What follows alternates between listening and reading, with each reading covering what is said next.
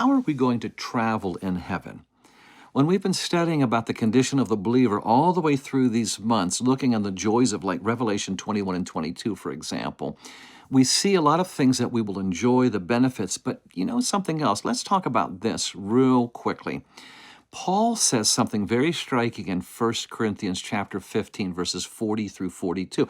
And while I'm going to that passage, people will say, well, how are we going to get around? Do we walk? Are there cars in heaven, boats, planes, subways? Not to be disrespectful, but this is going to be a huge new horizon. How are we going to get around? We've got something here that's real powerful. We keep thinking as we're familiar on this planet, but we're going to a celestial kingdom, and we're going to be changed. We do know that, as the Bible tells us. 1 Corinthians chapter 15, verse 50. Paul says this in verse 40 through 42.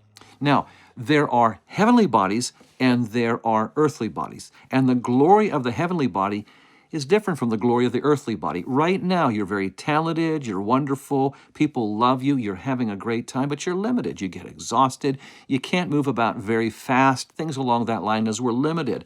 Oh, but the celestial condition, that glory that God is giving as one of the wonders of heaven, I'll give you an idea.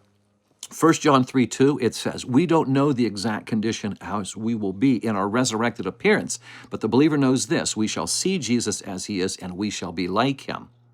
Go over to John chapter 6 and verse 21, in his celestial appearance among the disciples, when they bring him onto the boat, if you remember this passage, he's walking across the water, and when they bring him into the boat, look, Bible scholars say they're as far as 20 miles from shore.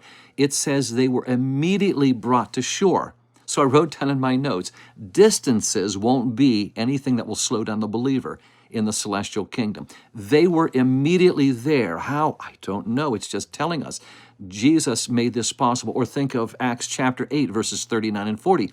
After Philip had been finishing baptizing the Ethiopian leader there, that it says the Spirit of the Lord snatched him away. And in the next verse, he's miles and miles away in another town.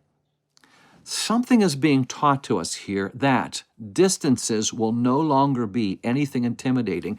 Like in Revelation chapter 4, when the voice in the doorway says, come up here, I'll show you the future, John. And it says in the next verse, he's immediately there, immediately out of our known universe. Yeah, there's something there for us to study on how we're going to move about in our resurrected bodies. A wonderful study.